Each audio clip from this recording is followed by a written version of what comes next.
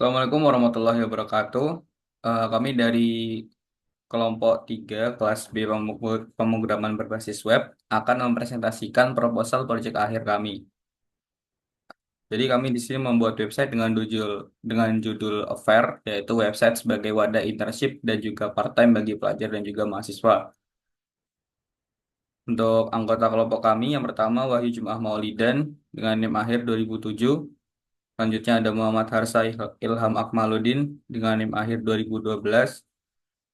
Dan selanjutnya saya sendiri yaitu Muhammad Fairuz Zaki dengan NIM akhir 2033. Yang pertama yaitu pendahuluan atau latar belakang.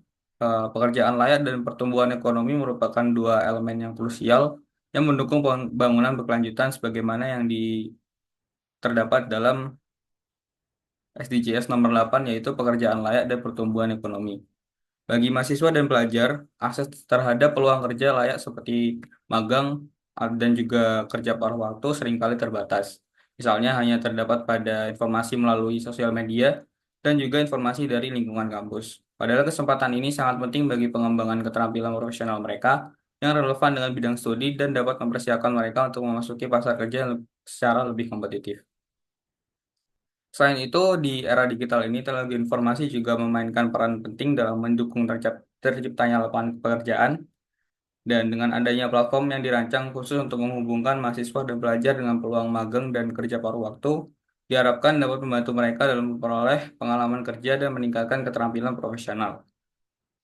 Maka dari itu, kami membuat platform berbasis website yang dapat mempercepat dan juga mempermudah akses mahasiswa dan pelajar terhadap peluang kerja, baik itu magang atau internship, dan juga pekerjaan paruh waktu atau part-time, sehingga mereka dapat lebih mudah mendapatkan informasi terkait kesempatan yang ada.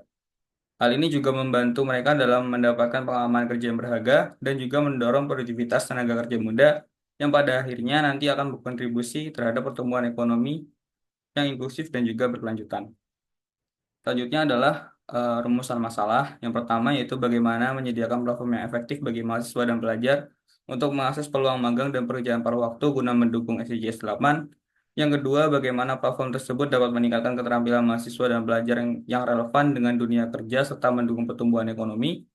Dan yang ketiga, bagaimana membantu permasalahan yang dihadapi oleh mahasiswa dan pelajar dalam mencari pekerjaan yang sesuai dengan keterampilan mereka.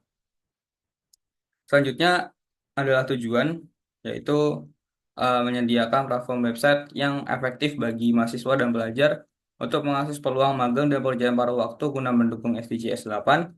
Yang kedua yaitu meningkatkan kesiapan kerja mahasiswa dan pelajar melalui pengalaman kerja yang relevan guna mendukung pertumbuhan ekonomi. Dan yang ketiga yaitu membantu dengan memberikan akses yang lebih luas terhadap pekerjaan layak sehingga berkontribusi pada kesejahteraan dan produktivitas masyarakat.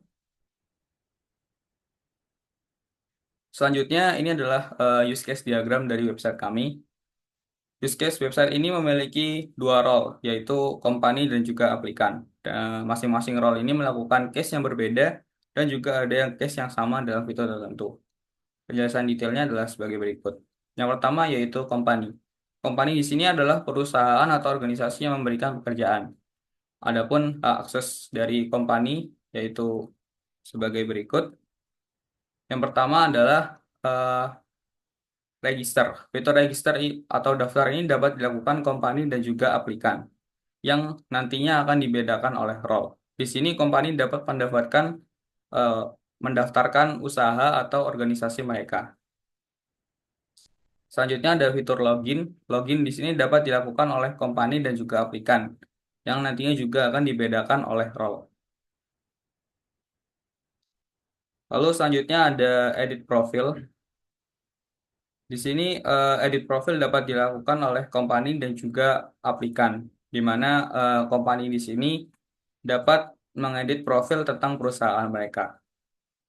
Selanjutnya ada post lowongan, yaitu company post lowongan ini juga hanya dilakukan oleh company saja, karena yang memposting lowongan atau pekerjaan itu hanya dapat dilakukan oleh company atau pemberi lowongan, yang nantinya akan diapply oleh para aplikan. Selanjutnya adalah mereview lamaran. Mereview lamaran ini hanya dapat dilakukan oleh company karena hanya bisa karena company hanya bisa mereview lamaran. Yang mereview lamaran hanyalah pemberi lowongan. Company dapat melihat dan mereview lamaran aplikan untuk dapat lanjut ke tahap berikutnya atau tidak. Selanjutnya ada update status lamaran. Update status lamaran ini juga hanya dapat dilakukan oleh company. Company dapat mengupdate status lamaran yang dapat dilihat oleh aplikan untuk status lamarannya yang sedang direview. Itu lanjut ke tahap selanjutnya atau tidak. Yang terakhir yaitu memilih kandidat. Company dapat memilih kandidat yang sesuai dengan kriteria dan juga kualifikasi yang nantinya dapat muncul di status lamaran di aplikan. Nah, yang selanjutnya yaitu role aplikan. Sama yang saya jelaskan tadi yaitu eh, aplikan ini dapat daftar atau register akun mereka, lalu dapat login dan juga mengedit profil tentang data diri mereka. Dan selanjutnya adalah mencari pekerjaan. Jadi aplikan di sini dapat mencari pekerjaannya sesuai dengan kemampuan mereka, lalu dapat mengapply lamaran yang mereka inginkan, dan juga melihat status lamaran yang nantinya akan diupdate oleh company. Itu. Untuk selanjutnya yaitu kelas diagram yang akan dilanjutkan oleh anggota kelompok saya. Baik, terima kasih. Selanjutnya adalah kelas diagram. Di sini di web ini kami memiliki 5 kelas diagram, yaitu kelas user, kemudian ada kelas aplikan, lalu ada kelas lamaran pekerjaan, kelas company, dan kelas lowongan pekerjaan. Next. Nah, di sini ada atribut-atribut dan juga function dari setiap lamaran, dan juga ada relasinya. Untuk yang pertama itu ada kelas user. Atributnya itu ada ID, dengan tipe data integer, kemudian ada username, email, password dengan tipe data string, dan juga nomor HP dengan tipe data integer. Nah, selanjutnya ada function yang dimiliki oleh kelas user, yaitu yang pertama ada login. Nah, login ini bertujuan untuk masuk ke akun yang sudah terdaftar. Selanjutnya ada function register. Function register ini untuk mendaftarkan akun baru dari pengguna. Selanjutnya ada function logout. Nah, function ini berfungsi untuk keluar dari akun yang sedang dipakai. Dan terakhir ada function edit profile. Function ini dapat memungkinkan pengguna untuk mengedit profil. Selanjutnya ada kelas aplikan. Nah, kelas aplikan ini merupakan turunan dari kelas user. Jadi, kelas aplikan ini memiliki atribut-atribut atribut dan function yang dimiliki oleh user, seperti ID, username, email, password, dan nomor HP. Kemudian juga ada fungsi turunan, yaitu fungsi login, register, logout, dan edit profil. Nah, di sini ada tambahan atau atribut sendiri dari eh, kelas aplikan, yaitu nama, kemudian jenis kelamin, kelas education dengan tipe data string, kemudian ada foto dengan tipe data image, lalu ada CV, pengalaman, status kerja, dan portofolio dengan tipe data string. Selanjutnya ada function sendiri dari kelas aplikan, yaitu function melamar pekerjaan, yaitu untuk pergi ke halaman lamaran pekerjaan yang dimana isinya itu hal-hal apa saja yang harus diisi untuk melamar pekerjaan. Selanjutnya ada function cari pekerjaan. Nah, fitur ini berfungsi untuk mencari sebuah pekerjaan sesuai dengan suku kata kata kunci atau berdasarkan bidang pekerjaan. Selanjutnya ada batalkan lamaran. Nah, fungsi ini berfungsi untuk membatalkan lamaran yang sudah dikirimkan oleh eh, aplikan. Selanjutnya ada kelas lamaran pekerjaan. Nah, atribut yang dimiliki oleh kelas ini adalah ID dari kelas lamaran ID dari lamaran pekerjaan dengan atribut integer, kemudian ada tanggal lamaran dengan tipe data date atau tanggal, dan terakhir ada atribut status lamaran dengan tipe data string. Kemudian function-functionnya yaitu ada update status yang berfungsi untuk memberikan informasi apakah lamaran ditolak atau diterima oleh perusahaan. Selanjutnya ada function mengirim lamaran. Nah, function ini berfungsi untuk menambahkan lamaran ke database. yang berisi data-data atau hal-hal pribadi mengenai aplikan. Selanjutnya ada hapus lamaran. Fungsi ini berfungsi untuk menghapus lamaran yang telah dibatalkan oleh pelamar. Selanjutnya ada kelas company. Ada beberapa atribut yang diturunkan dari kelas user yaitu ID, username, email, password, dan nomor HP. Ada juga function yang diturunkan yaitu login, register, logout, dan edit profile. Di kelas company ini juga memiliki atribut tersendiri yaitu nama perusahaan, alamat perusahaan dengan tipe data string, kemudian ada foto perusahaan dengan tipe data image. Kemudian kelas company ini juga memiliki fungsi tersendiri yaitu memposting lowongan. Nah, fungsi ini berfungsi untuk mengirim eh, perusahaan atau pengguna dengan role company ini ke halaman posting lowongan.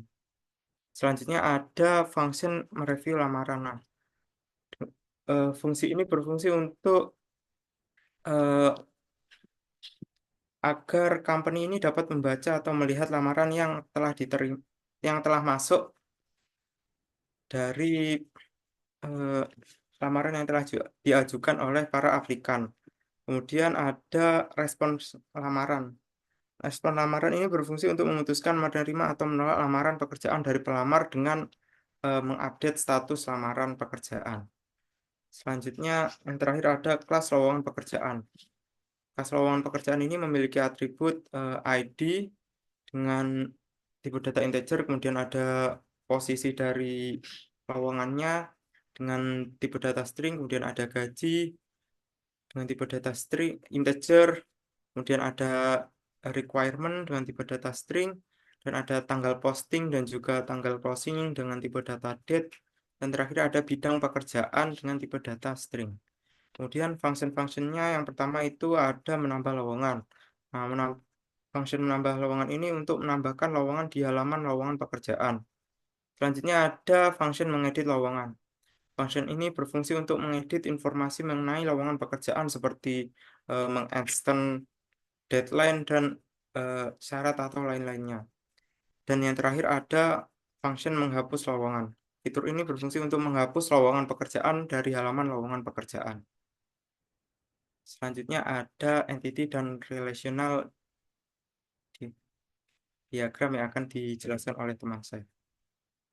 Baik, selanjutnya adalah entity relationship diagram. Jadi di sini ada dua tipe. Yang pertama yaitu logical dan yang kedua yaitu ada uh, physical. Nah, di sini terdapat 11 atribut dan di sini saya sudah menentukan relationship-nya.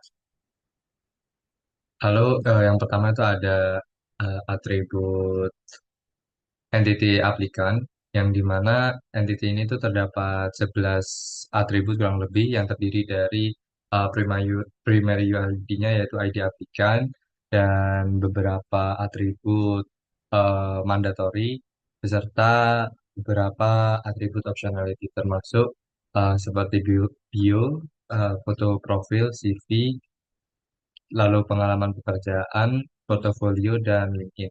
Jadi untuk urgensinya ini sepertinya tidak terlalu penting di awal untuk mengisi eh, beberapa atribut tersebut. Lalu juga dikaitkan dengan alamat yang dibuat entity sendiri dengan kota dan provinsi. Eh, Kenapa kok dibuat entity sendiri? Karena untuk memudahkan dalam eh, pemeliharaan website nantinya yang dimana jika suatu saat ada perubahan data pada kota dan provinsi itu tidak perlu merubah keseluruhan dari setiap aplikan yang sudah mendaftar. Jadi datanya istilahnya yaitu redundant. Lalu yang di bawah juga terdapat jenis kelamin yang dimana jenis kelamin ini juga eh, perlu dibuatkan entity sendiri. Lalu juga ada entity company yang berisi beberapa atribut mandatory dan juga beberapa entity optionality yang dimana bisnis proses yang paling penting yaitu terdapat pada lamaran kerja. Jadi Di entity lamaran kerja ini merupakan bisnis proses dari website kita yang dimana awalnya company itu memposting memposting lowongan kerja terlebih dahulu yang dimana entity lowongan kerja itu data-datanya belum disimpan. Lalu di lowongan kerja itu berisi atribut-atribut yang berkaitan dengan informasi informasi lowongan pekerjaan yang disediakan oleh company tersebut. Lalu aplikan itu melamar kerja melalui lowongan yang tersedia. Jadi di entity lamaran kerja itu terdapat ID lamaran kerja, tanggal lamaran, dan statusnya. Nah, ketika si aplikan ini mengapply lowongan pekerjaan tersebut, itu apakah statusnya itu bisa dilihat dari entity lamaran kerja. Apabila diterima, yang mengupdate status itu dari company. Ya, mungkin sekian penjelasan dari ED, mungkin gue kembalikan ke moderator.